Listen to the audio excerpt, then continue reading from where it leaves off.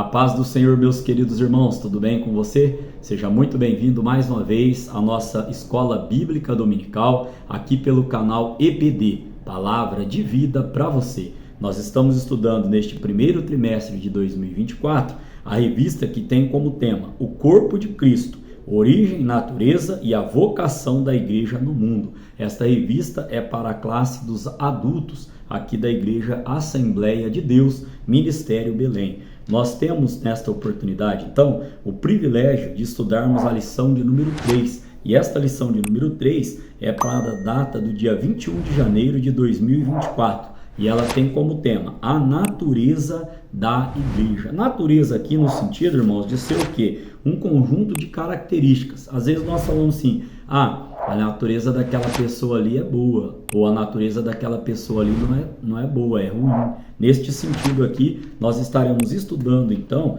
na lição de hoje, 3 tópicos. Esses tópicos vai falar aí o primeiro sobre a natureza da igreja na sua dimensão confessional. O segundo tópico vai falar sobre a natureza da igreja na dimensão local e universal. E o terceiro tópico na dimensão comunitária. Nós temos então como texto áureo para a nossa lição de hoje um texto lá do apóstolo Paulo em 1 Coríntios capítulo 12, no verso 12, que diz assim: porque assim como o corpo é um e tem muitos membros, e todos os membros, sendo muitos, são um só corpo, assim é Cristo também. A verdade prática, ela vem dizendo: conhecendo a igreja em sua natureza, nos conscientizamos da importância de fazer parte dela.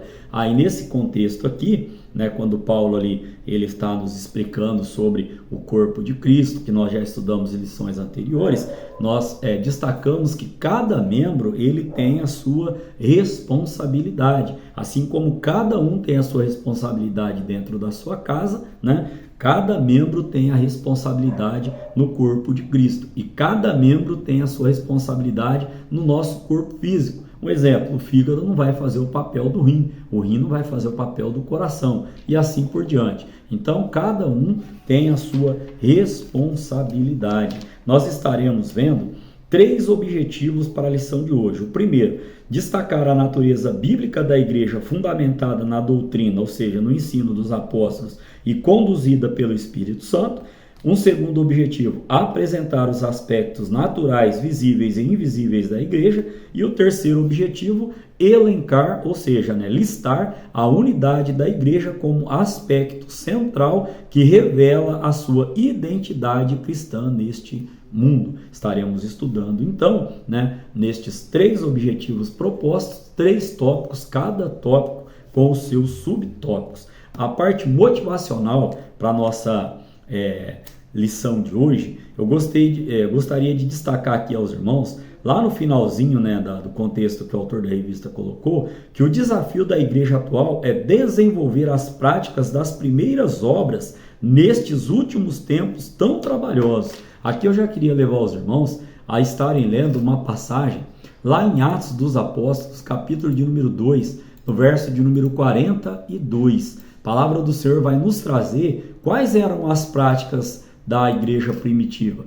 E perseveravam na doutrina dos apóstolos, ou seja, no ensinamento dos apóstolos, e na comunhão, e no partir do pão, e nas orações. Então aqui está, vamos falar, o nosso norte, o nosso versículo norteador para este desafio, na atualidade, em nós continuarmos fazendo ou voltarmos ao que? As práticas das primeiras obras. Quais elas?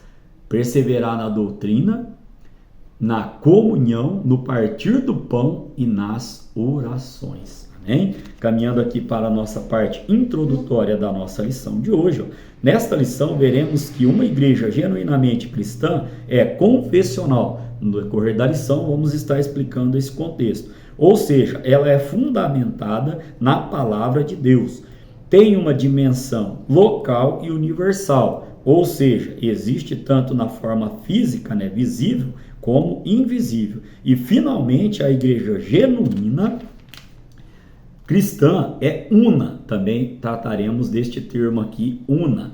Isto é, não é dividida, pois sem unidade não há igreja. Então nós vamos detalhar melhor, né, essa introdução nos tópicos aí que seguem para a nossa lição de hoje. Já puxando o primeiro tópico, diz assim: a natureza da igreja na sua dimensão confessional. Aqui nós temos também 3 subtópicos. O primeiro, fundamentada na palavra. Uma igreja verdadeiramente bíblica é firmada na palavra de Deus. E quem é a palavra? A palavra é o próprio Senhor Jesus Cristo. Lá em João capítulo 1, verso 1, a Bíblia vai dizer que no princípio era a palavra. Algumas versões no princípio era o verbo, né? E aí, Jesus é a palavra que se humanizou, isto é, Deus feito homem. Aqui eu gostaria também de estar lendo com os irmãos. Temos várias referências bíblicas hoje, né? Como Deus vem nos dando aqui no decorrer da nossa lição. 1 João, capítulo de número 5, verso de número 7. Olha o que diz aqui, para fundamentarmos este comentário. Porque 3 são os que testificam no céu: o Pai, a Palavra e o Espírito Santo. E estes 3 são um. Aqui nós já estamos tratando da Trindade, que nós voltaremos a falar daqui a pouquinho, né, no decorrer da nossa lição. Então temos o Pai, né, Deus, o Filho, a Palavra e o Espírito Santo. Então, uma igreja verdadeiramente bíblica, ela é firmada na palavra. E Jesus é a palavra. Um segundo momento, podemos dizer também que uma igreja bíblica é fundamentada nas escrituras sagradas, a palavra inspirada. Então, não existe igreja verdadeira sem Jesus e, consequentemente, sem estar fundamentada na palavra. 2 Timóteo capítulo 3, no verso 15, palavra do Senhor, né? Paulo vem nos trazendo ali que toda a escritura ela é divinamente inspirada, né? Para que possamos aí estar aprendendo, né? E vivendo sobre essa determinação. Amém? O segundo subtópico nós vamos aprender que habitada pelo Espírito. Então, no primeiro, fundamentada na palavra. Segundo subtópico, habitada pelo Espírito. A igreja é habitada pelo Espírito, dirigida e capacitada por Ele. Isso aqui é muito importante, irmãos, porque às vezes nós temos a oportunidade de estar ministrando o culto e às vezes nós nos prendemos muito à vontade do homem, ou seja, textos, versículos, testemunho, e aí a gente às vezes se pergunta, né?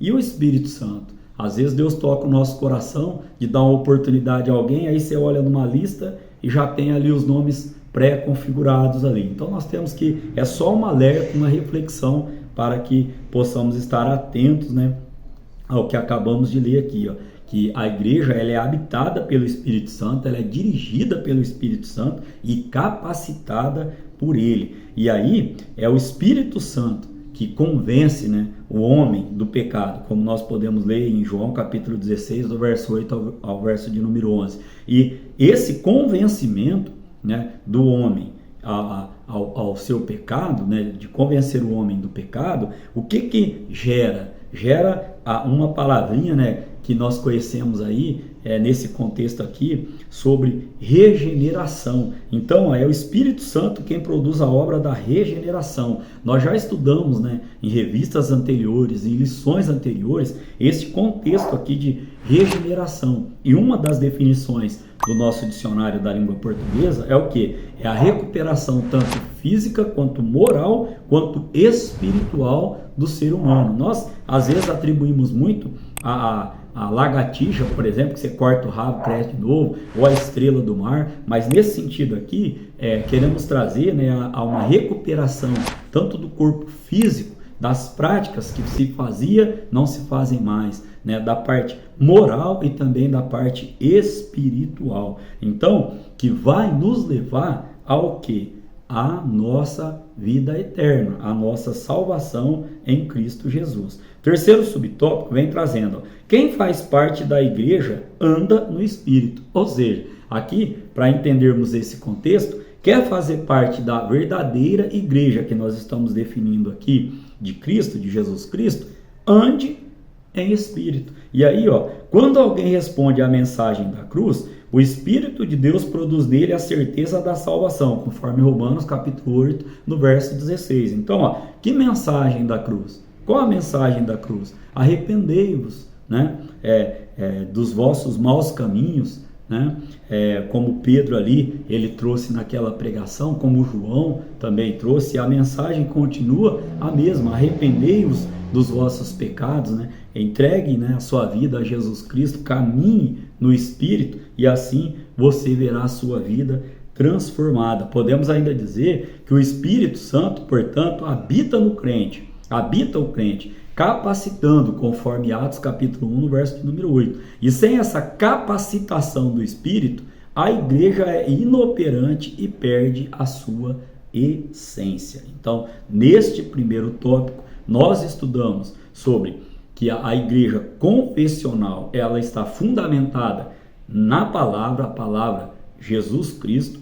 Ela também está fundamentada, né, nas escrituras sagradas. Aprendemos aqui também sobre a igreja, ela é habitada pelo Espírito Santo, né, que gera em nós a regeneração, ou seja, a recuperação tanto física, moral quanto espiritual. E também vimos aqui que quem faz parte da igreja anda no Espírito. Por quê? Porque esse andar no Espírito nos produz a certeza de salvação. Então, como resumo deste primeiro tópico, trazemos: uma igreja bíblica é fundamentada na palavra, inspirada por Deus, habitada pelo Espírito, dirigida e capacitada por Ele. Amém? Caminhando agora para o nosso tópico de número 2. Neste tópico de número 2, estaremos estudando sobre a natureza da igreja nas suas dimensões local e universal. Primeiro vamos entender este conceito de,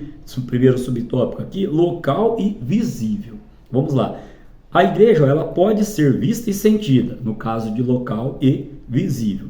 Assim vemos os apóstolos escrevendo suas cartas a determinadas igrejas situadas em diferentes locais. Exemplo, 1 Coríntios capítulo 1, verso 2, 1 Pedro capítulo 1, verso de número 1. Então, neste sentido aqui, vemos as escrituras se referindo à eclésia. E eclésia, o que significa lá? Tirados, né, para fora. Ou seja, a comunidade de crentes situada em diferentes locais. Então, esta igreja aqui, local, é a igreja, resumidamente falando, a igreja que eu e você estamos fazendo parte, estamos congregando. Segundo o subtópico, vai falar sobre as particularidades da igreja.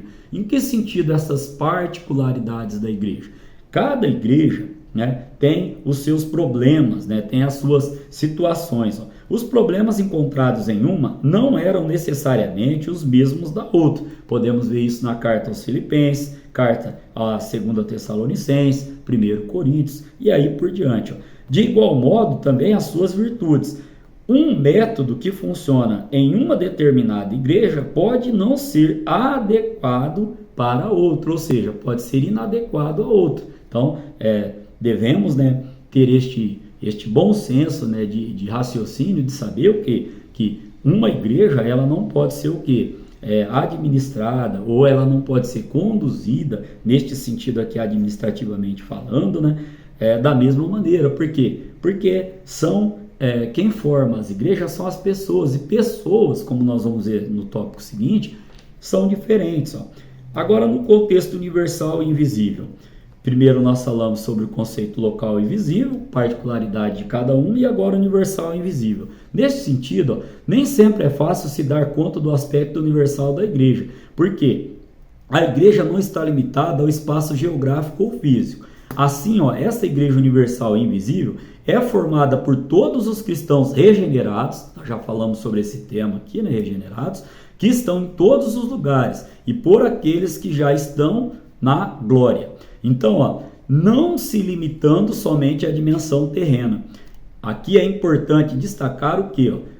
A diferença, destacar que igreja é diferente de denominação. É importante se diferenciar o que? Igreja de denominação. Vamos lá entender o contexto. A igreja, ela é divina e as denominações foram criadas por homens. Em segundo lugar aqui, que a gente pode trazer aqui, ó, as denominações elas podem desaparecer. A igreja, aquela que Jesus Cristo disse que as portas do inferno não prevalecerão sobre ela, esta igreja não vai desaparecer. Esta igreja ela vai subir com Cristo em glória. Então, ó, temos que entender que, ó, convém dizer, ó, que nem todo grupo que se diz cristão pode ser visto como fazendo parte da igreja cristã. E aqui cabe uma reflexão.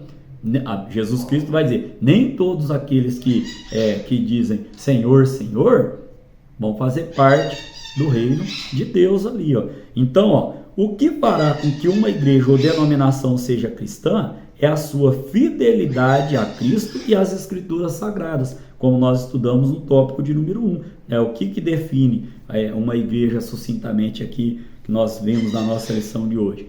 Primeiro, ela é fundamentada em Cristo, em Jesus. E segundo, na Escritura, na Bíblia. Então, neste tópico de número 2, aprendemos sobre a igreja local e visível, as particularidades, né, e também sobre a igreja universal. O resumo diz assim: a igreja de Cristo se revela numa dimensão terrena e, igualmente, numa dimensão espiritual.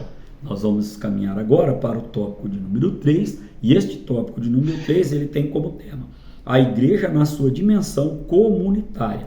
Aqui nós temos também 3 subtópicos. O primeiro subtópico diz: a igreja é una. E o que significa essa palavra una? Vem do verbo unir, ou seja, tornar um só. Isso significa que a igreja é indivisível. Paulo deixa bem claro que uma igreja verdadeiramente cristã é unida porque não pode haver divisão do corpo. Ou seja, 1 Coríntios capítulo 12, verso de número 12, que é o nosso texto áureo aqui, ó. Também, né, Jesus ele vai declarar em Mateus 12, 25, que um reino dividido não subsistirá. Podemos ainda trazer, ó, que diante disso devemos evitar a todo custo o partidarismo, ou seja, nós não podemos, né, criar partidos, né, dentro da igreja, neste contexto aqui, ó. As preferências e os exclusivismos, se quisermos preservar a unidade da igreja local. Paulo nos deixa aqui uma instrução em Efésios capítulo 4, no verso de número 3. O que nós entendemos aqui? Dentro da igreja não pode haver o quê? Competição. Afinal de contas, iremos para um mesmo céu e servimos ao mesmo Deus. Segundo subtópico, unidade na igreja. Lá em Filipenses capítulo 2, no verso de número 2, diz assim, ó, a parte do versículo: completai o meu gozo, para que sintais o mesmo, tendo o mesmo amor, o mesmo ânimo, sentindo uma mesma coisa. O que este texto nos vem dizendo? Vem mostrando o anseio do apóstolo pela unidade da igreja, que como corpo de Cristo em sua forma coletiva, deve zelar pela unidade, e da mesma forma, cada crente deve buscar isso. Então, no coletivo, nós temos que saber a nossa responsabilidade dentro da igreja, né, dentro desse corpo, e no individual também cooperarmos, né, estarmos em comunhão para que este corpo seja forte. A lição anterior nós estudamos, né, que família forte, igreja forte, família forte, igreja fraca, famílias fracas, igrejas fracas. Então, que possamos estar em comunhão uns com os outros, né, e também, né, primeiramente com o nosso Deus. Terceiro subtópico diz: diversidade na unidade. O que significa essa palavra diversidade? Qualidade daquilo que é diferente. Vamos entender este contexto, ó. Neste sentido aqui, ó, vamos trazer novamente, como disse aos irmãos lá em 1 João, capítulo 5, verso 7, que 3 coisas testificam no céu: o Pai, a Palavra e o Espírito Santo. Neste sentido, na Trindade, o Pai, o Filho e o Espírito Santo são pessoas diferentes, com uma mesma essência, possuindo a mesma substância e um só propósito. Da mesma forma, os cristãos devem buscar esse tipo de unidade. Somos diferentes, aqui, irmãos, eu vou ler na íntegra, que eu achei muito importante. Somos diferentes, diversos, temos temperamentos distintos e maneiras diferentes para fazer as coisas, mas, mesmo assim, somos um em Cristo Jesus para perseverar no mesmo alvo. Amém? E qual é o nosso alvo? Né? Nosso alvo é Jesus Cristo, a nossa salvação, a nossa vida eterna. Neste tópico de número 3, aprendemos sobre a igreja una, que é tornar um só, né? Sermos um só corpo. Falamos aqui também sobre a unidade da igreja, né? Que mesmo de forma coletiva somos um corpo só e de forma individual temos que nos esforçar para manter este um único corpo. Falamos também sobre a diversidade da igreja, cada um tem a sua maneira de ser, cada um tem a sua maneira de fazer, porém, o Espírito é o mesmo que testifica em todos. Então o resumo diz assim: a igreja como corpo de Cristo em sua forma coletiva deve zelar pela unidade e da mesma forma cada crente deve buscar isso. Amém? Para a conclusão da nossa aula de hoje, podemos trazer aqui que não é possível nos referirmos a uma igreja como sendo cristã se determinadas marcas ou características não estão presentes nela. Podemos ainda trazer que tanto a igreja local quanto a igreja universal, elas têm que estar pautadas em Jesus Cristo e na sua palavra. Não está limitado, essa igreja universal ela não está limitada pelo tempo nem pelo espaço. Ela existe para a eternidade. Vimos aqui então que a igreja ela é eterna, né? E as denominações elas podem sim desaparecer, porque a igreja foi instituída por Cristo e as denominações foram instituídas pelo homem. Amém? Que Deus em Cristo Jesus continue abençoando você, sua família, o seu trabalho e que o seu ministério seja de sucesso em nome de Jesus Cristo. Querendo Deus, estaremos aqui para estudar a lição de número 4, que terá como tema a igreja e o reino de Deus. Amém?